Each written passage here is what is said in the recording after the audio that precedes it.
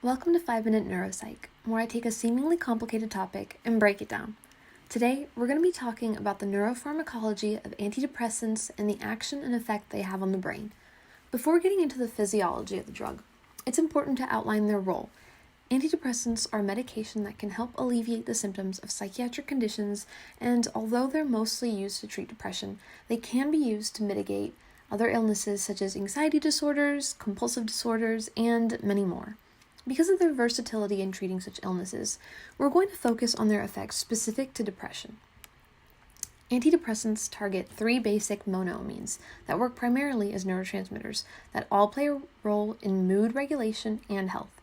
They include norepinephrine, which acts as a stress hormone and influences energy and attentiveness, serotonin, which helps regulate mood, cognition, sleep, memory, and so many more processes, and dopamine, which plays a role in motivation, decision-making, and signals pleasure in the mesolimbic pathway, which we all know as the reward pathway. Levels of these neurotransmitters can be seen as particularly low in patients suffering from depression, and so the main role of antidepressants is to reverse that deficit. Now that we understand the general idea behind their function, let's take a look at some specific drug classes and figure out what they do.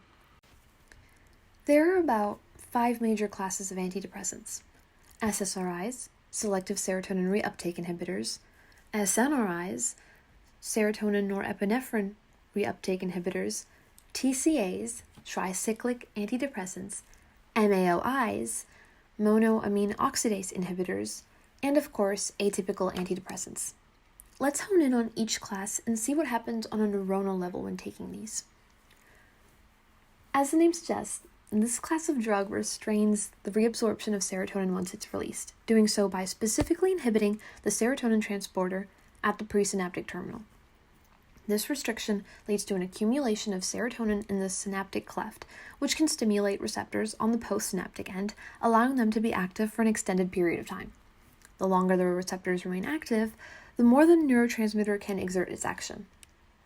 Serotonin-norepinephrine receptors work similarly, except instead of being limited to just serotonin, it helps inhibit the reuptake of norepinephrine as well, which can be helpful for people who have psychomotor deficiencies because of their depression.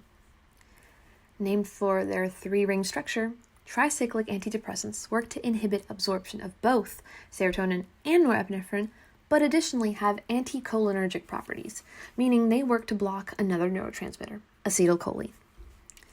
MAOIs are one of the first drug classes to be developed around the 1950s, and they work primarily by inhibiting monoamine oxidase, which is the name of the enzyme that breaks down monoamines.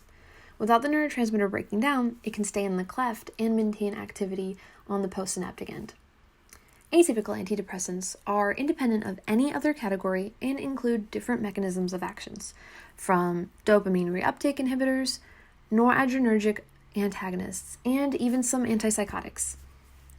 Even though researchers have been able to explore this much about the pharmacology behind this medication, there's still so much we don't know about when it comes to the neuroscience behind why antidepressants work the way they do.